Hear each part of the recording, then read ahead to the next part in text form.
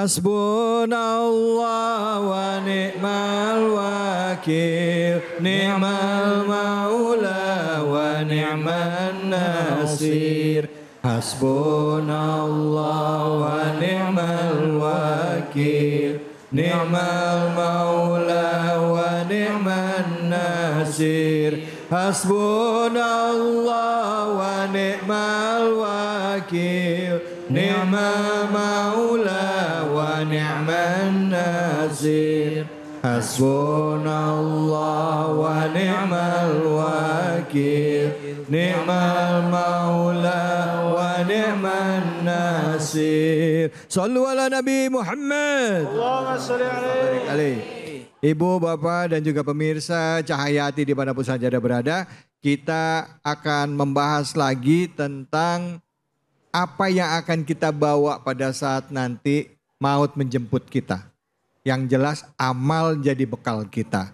Bahkan ada tadi disampaikan bahwa sedekah yang kita berikan juga menjadi salah satu bekal kita juga di alam akhirat. Tidak jarang guru-guru kita menyatakan kalau antum bangun masjid, bangun rumah yatim atau bangun tempat ibadah, insya Allah Allah akan bangunkan tempat rumah kita di alam akhirat nanti. Ya, itu sebuah arti kiasan di mana bagaimana keutamaan kita untuk melakukan amal soleh di dunia ini. Bu, ini melototin saya serius apa gimana ini? Apa ngantuk ini? Ya ampun, Masya Allah. Udah ada guru-guru kita masih dengan Ustadz Alfian Hidayat dan juga Ustadz Kafi yang tadi sudah menyampaikan jawaban dari pertanyaan-pertanyaan yang diberikan. Sampai masalah waris lagi ya Bu ya? Bu? Bu? Ya. Ada nggak yang punya masalah sama warisnya di sini? Banyak. Banyak. Allah, jangan sampai ribut keluarga cuman gara-gara waris ya Bu ya. Ya, kenapa nunduk Bu?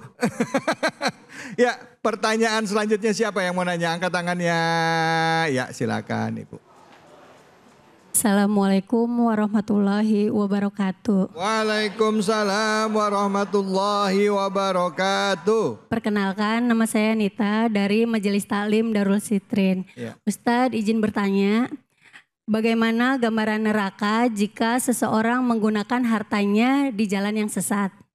Bagaimana cara minta ampun? Terima kasih. Wassalamualaikum warahmatullahi wabarakatuh. Waalaikumsalam warahmatullahi wabarakatuh. Ustadz Alfian silahkan Ustadz Fadol. Ya.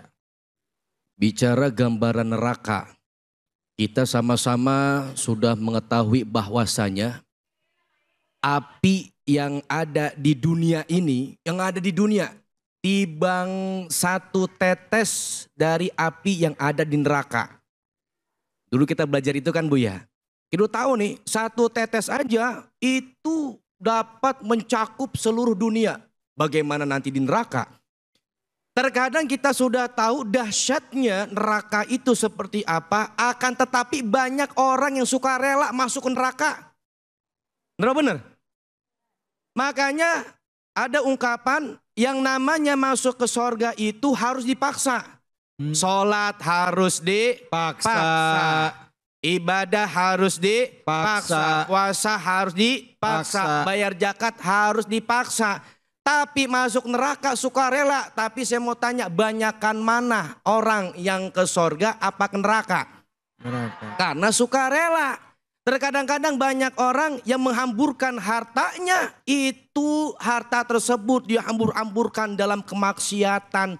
Tapi pas giliran untuk di jalan Allah kadang-kadang mikirnya berkali lipat. Benar apa benar? Benar. Makanya bagi orang yang memiliki harta dari cara yang salah, itu nanti di neraka akan dipakaikan dengan pakaian yang terbuat dari api. Coba Bu, kita kena api dari korek aja kira-kira melepuh apa kagak? Melepuh. Panas apa kagak? Panas. Panas. Ini pakai baju, pakai pakaian terbuat dari api neraka. Serem apa kagak? Serem. Makanya hati-hati. Jangan gampang banget ngambil hak orang lain. Apalagi tadi udah disampaikan, jangan gampang banget istilah kata ngambil waris punya orang lain. Kadang-kadang nyepelein, tibang semeter doang gua ambil. Lihat bumi ini berapa lapis.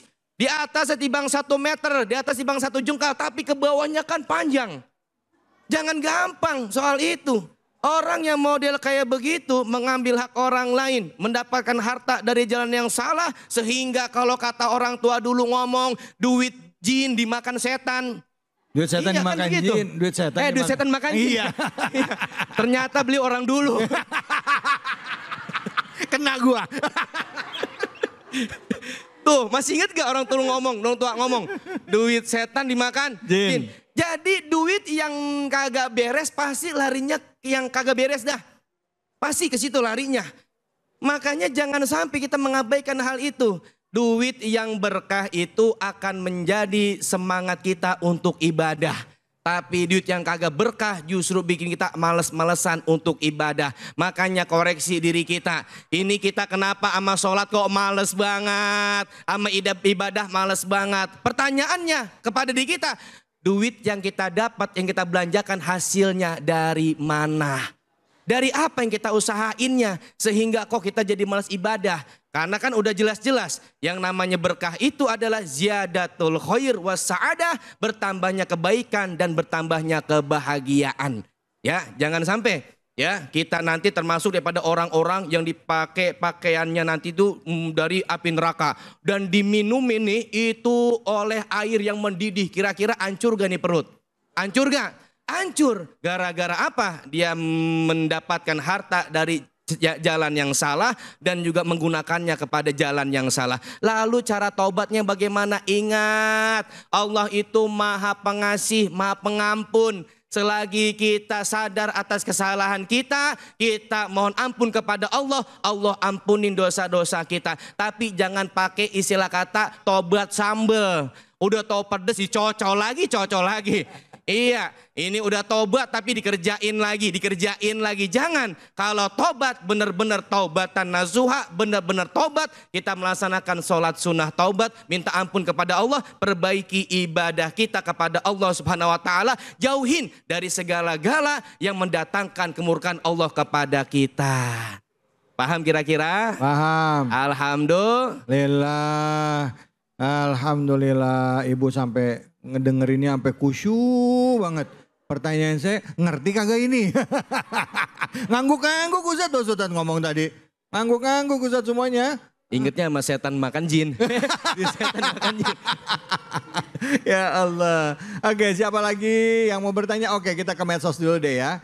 Kita lihat pertanyaan dari media sosial. Pertanyaannya, Assalamualaikum Ustadz, apakah seorang anak harus membayarkan hutang orang tuanya?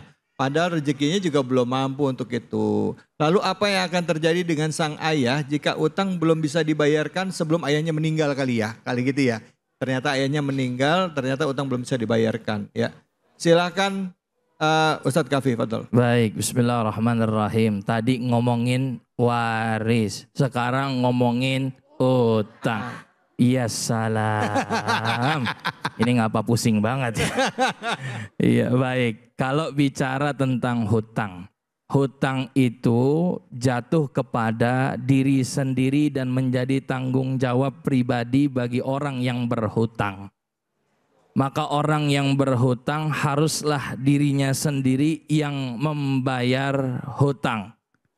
Maka kalau ada orang tua, baik ayah maupun ibu, dia memiliki utang, pada hakikatnya itu orang tua sendiri yang harus bayar hutang. Karena itu tanggung jawabnya.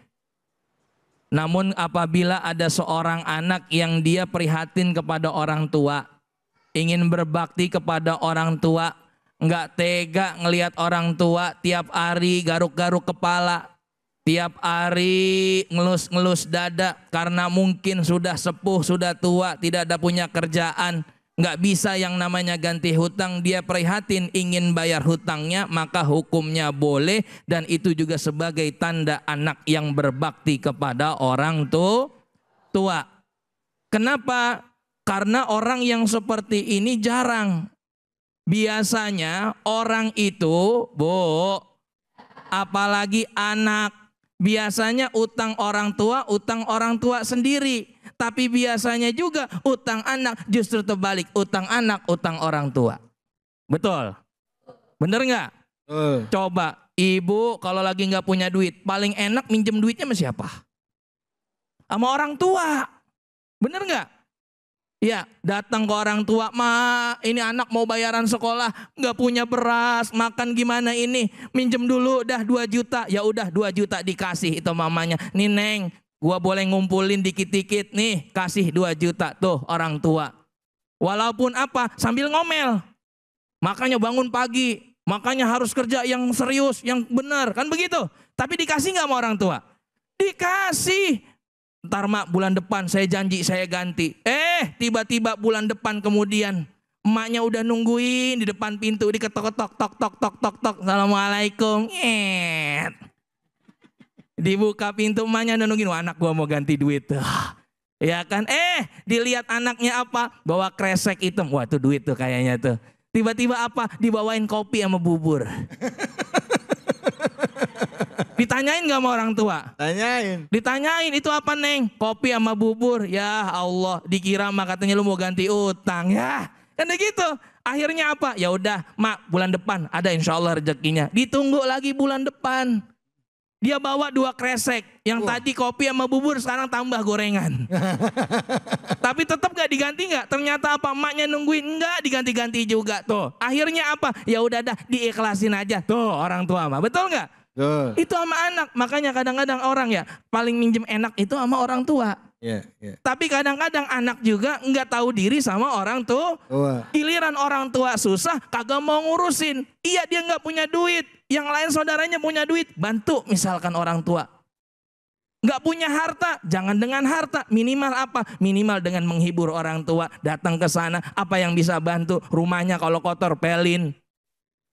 Cucian kalau di belakang belum dicuci, cuciin. Kan begitu. Itu cara bakti yang terbaik untuk orang tua.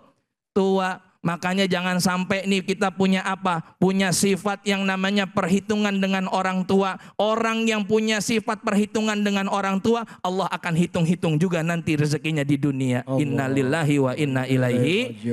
Makanya nih cari rezeki yang halal biar berkah. Karena apa? Coba lihat lagu zaman dulu lagi nih. Siapa ingin ke surga, pintu selalu terbuka. Siapa ingin ke surga, pintu selalu terbuka. Tak mudah dimiliki, hanya seorang diri. Carilah pintu surga dengan amal sendiri. Wah, ini ketahuan Ustaz David juga orang tua. Makanya begitu ngomong nih, ini lagu zaman dulu, nengoknya ke saya tadi. Gue lagi. Iya, alhamdulillah. Intinya tetaplah kita terus berbakti kepada orang tua. Amin, karena amin, orang tua, ridhonya Allah. Marahnya orang tua, marahnya Allah. Selagi mampu sebisa mungkin kita bantu orang tua. Jangan sampai orang tua mengecewakan atau kita mengecewakan orang tua. Karena hakikatnya orang tua adalah surganya kita dunia dan juga akhirat. Wallahu a'lam. Masya Allah. Makasih Ustadz. Tadi cerita belum selesai Bu. Tadi kan baru ya minggu kedua ya kan bawa 2 ya. Bawa 2. Minggu ketiga datang lagi anaknya. Bawa 3. Bawa apaan tuh Tong? Bawa cucian mak, numpang nyuci di rumah. Makin sengsara kayak gitu mah. Kirain tadi masih mending bawa kopi, bawa gula, bawa goreng. Ini 3 bawa apa lagi? Bawa cucian, numpang nyuci. Ya keempat bawa pakaian, usir sama suami. Biasa. Aduh, makanya cintanya orang tua tambah tanda tangan. Betul dia, tambah tanda. Cintanya orang tua tanpa tanda tangan. Tanpa syarat, tanpa syarat, tanpa tanda tangan. Tuh, itu namanya cinta orang. Bu, Pak, memang jadi anak itu tanggung jawabnya banyak. Giliran ada waris orang tua semuanya berebut. Tapi giliran ada utang orang tua semuanya berebut lempar-lemparan. Lu yang bayar bukan gua. Nomor satu. Bayar. Bayar. Ya yang jelas kalau kita membagi rezeki kita kepada orang tua kita ya. Walaupun mereka nggak minta, Allah pasti akan berikan pahala berlipat buat kita. Setidaknya doa orang tua itu pasti akan nunggu di langit. Mungkin nggak sekarang tapi nanti dikabulinnya. Gitu ya Kiai ya. Gitu ya Guru ya. Kita ngarap berkah karena saya pernah ingat satu guru saya Kiai Jainuddin MZ almarhum pernah bilang begini. Lo gak usah capek jauh-jauh pergi ke para wali. Dia bilang lo cari orang tua lo masih hidup. Katanya itu keramat hidup. Minta doanya sama orang tua. insya Allah dikabulin semuanya doa kita. Insya Allah. Baik, jangan kemana-mana, kita akan lanjut lagi. Bahasan kita bukan mengenai orang tua, tapi melakukan kebaikan sebagai bekal kita di alam akhirat. Hanya di sini, di Cahaya Hati Indonesia.